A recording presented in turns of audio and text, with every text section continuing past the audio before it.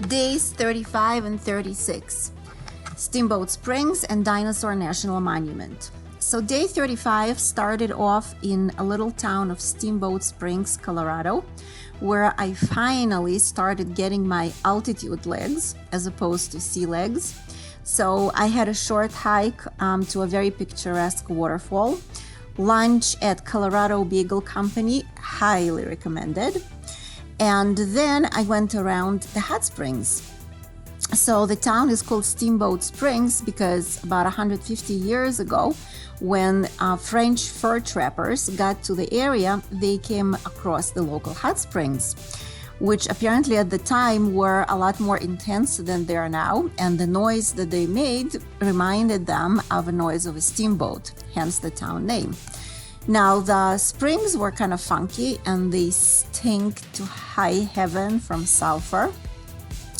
The town itself is on the Yampa River, and the whole river valley apparently is very popular with cranes, migratory birds that fly north to south and south to north. And when I was there, it was their migration time going south for the winter. So they had a local crane festival. And I got to hear a very fascinating lecture by an avian conservation scientist. So you never know what you're gonna come across. Day 36 was pretty intense. First, I crossed the rest of Colorado, going from east to west. I wanted to see a herd of wild horses, but apparently in order to get closer, you really needed an off-road vehicle, so my minivan would not have pulled it off. So a couple of interesting things along the way, a preview of the landscapes that were awaiting me, and then I got to the main destination of the day, Dinosaur National Monument. There are actually two parts to the National Monument, one in Colorado, and the other one, once you go past the town of Dinosaur, Colorado, and get into Utah, is the main attraction.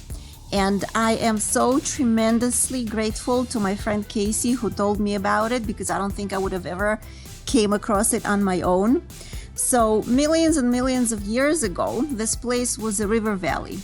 And then it was hit with a tremendous drought, and many thousands of dinosaurs died. And when the flash floods came, they just washed down all the skeletons into a ravine, which got excavated in the beginning of the century.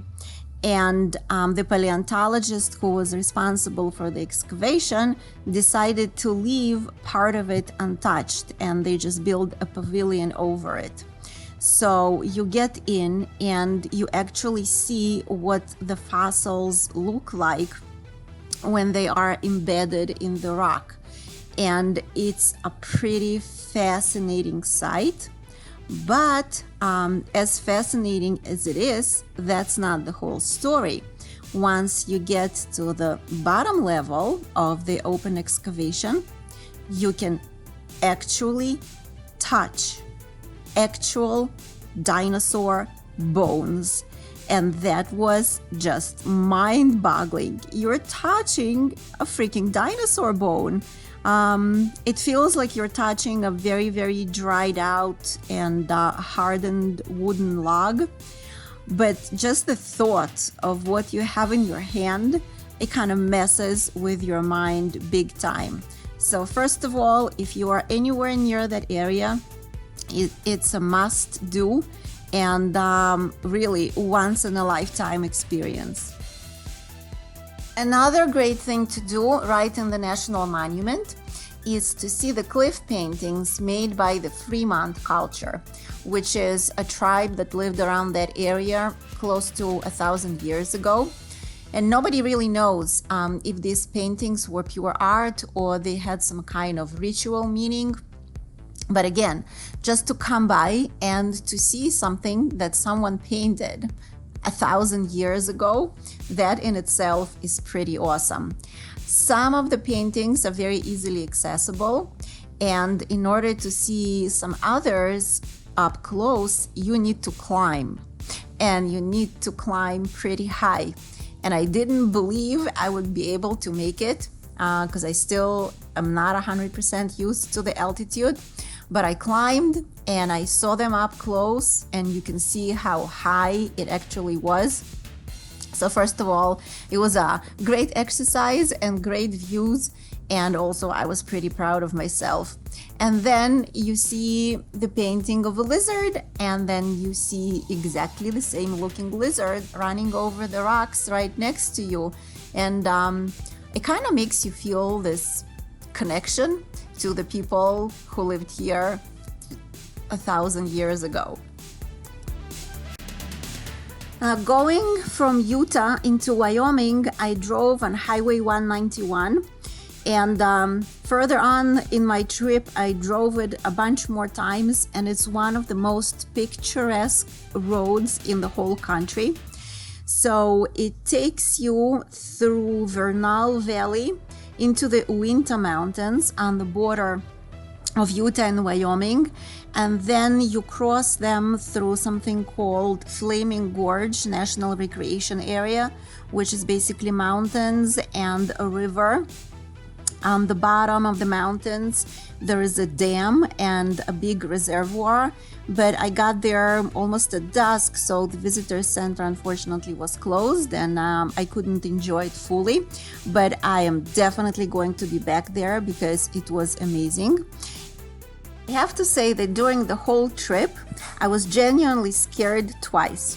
One was driving Mount Washington, and the other one was in Flaming Gorge. I pulled over in this beautiful aspen grove just to stretch my legs because I was already very tired. And I figured, I'm just gonna walk like 10-15 minutes around the car. So I get into the grove and I hear something big coming at me through the woods. And I'm like, shit, my bear spray is in the car and I don't have anything on me, and nothing is gonna help anyway, and you're not supposed to run. So I'm just standing there waiting to see whatever it is. And this cow comes out at me. And on one hand, I was very relieved, but it looked at me in such a mean way. Oh my God, it was not a stare of a cow. This was one mean motherfucker, and it was huge and it was woolly. It was like something in between a bison and a cow. And then I realized that around that area, they have a lot of free-range cows, and they just roam whenever and however they feel like. So here are some more pictures from the Tinted Rock Scenic Drive in Dinosaur National Monument. And that was my first time when I experienced desert landscape. And although it's definitely not my cup of tea, but I fully appreciated the beauty of it and the intensity of the colors of the rocks and of the sky. Wow, that was something. So enjoy the views.